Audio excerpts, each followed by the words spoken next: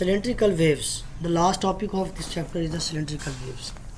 ये फर्दर आपके पास एक्सप्लेनेशन है थर्ड आपके पास सिस्टम की, कोऑर्डिनेट सिस्टम की. हमारे पास तीन तरह के कोऑर्डिनेट सिस्टम होते हैं. First one is called Cartesian या प्लेन कोऑर्डिनेट सिस्टम, उसमें हमने प्लेन वेव पढ़ी. Second is called spherical coordinate system, उसमें हमने स्फेरिकल वेव्स पढ़ी. Last one is called cylindrical coordinate system, इसमें हम सिलेंड्रिकल वेव्स को डिस्कस करेंगे.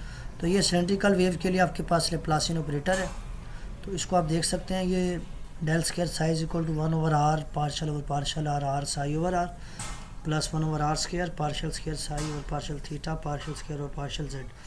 यानी इसमें आपने पढ़ा होगा कोऑर्डिनेट हम लेते थे आर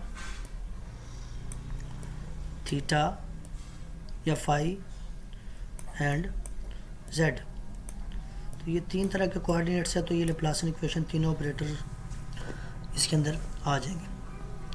यहाँ पर अगेन कन्वर्जन है कि अगर आप सिलेंड्रिकल को कन्वर्ट करना चाहें कार्टेशियन में, x is equal to r cos theta, y is equal to r sine theta and z is equal to z. तो ये जो साई है डिपेंड करता है आर थीटा और z पर. तो अगेन उसमें थीटा और z को अगर हम इंडिपेंडेंट ले लें तो साई डिपेंड करेगा ओनली ऑन r. तो ये आपके पास इंटरप्रिटेशन है कि how can you explain a spherical coordinate system.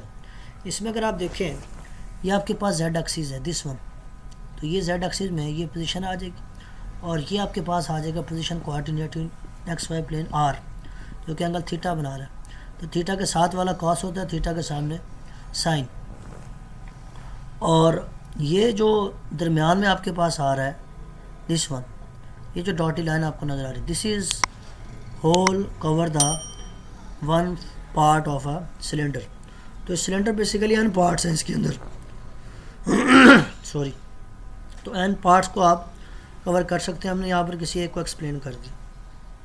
और ये जो P है इसके कोऑर्डिनेट्स बनेंगे R थीटा एंड Z. तो हम यहाँ पर इसको सॉल्व करते हैं फॉर इन्फिनिट लेंथ के लिए.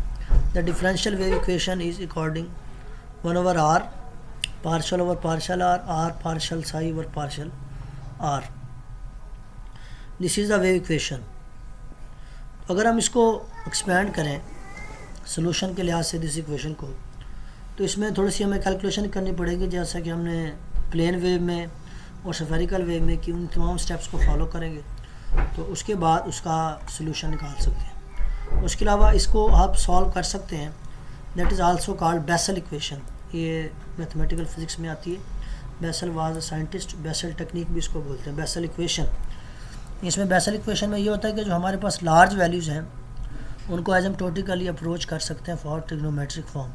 Asymptotic mean this type of behaviour like this one, यानी ये जो आपके पास एक्सिस के साथ साथ मूव करता है, this is called asymptotic, this is called asymptotic and this is called asymptotic behaviour. तो ये आपके पास बेसल इक्वेशन से सोल्यूशन आ जाएगी. a/√r e की पावर आयोटा के r plus minus we T. और अगर आप इसको इन टर्म ऑफ रियल पार्ट लिखें तो कॉस में आप इसको लिख देंगे कॉस के एंड दिस वन अगेन. तो ये जो इक्वेशन है ये रिप्रेजेंट कर रही है set of coaxial circular coordinates filling all space and travelling toward away from the infinite line source. यानी ये जो आपने लाइन ड्रा की हुई है Z, एक ये सिलेंडर है, इसी के साथ पैरेलल दूसरा है, तीसरा है, चौथा है एंड सो ऑन. तो इसमें ये n सिलेंडर्स हैं.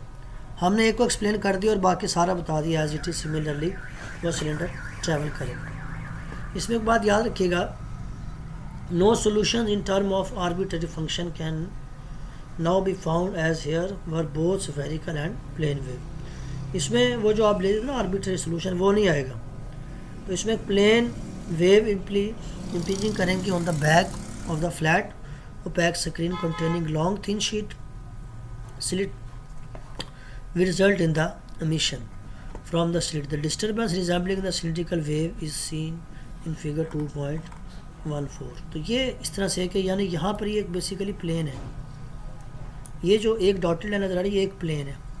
अब इस प्लेन को हम कन्वर्ट कर रहे हैं Cartesian to the cylindrical coordinate. तो यहाँ पर इसलिए बात की गई कि हम इसको कन्वर्ट करेंगे from plane to the cylindrical wave. Further यहाँ पर ये जो याद रखिएगा बात, Actual wave, however, generate only resemble the idealized mathematical representation.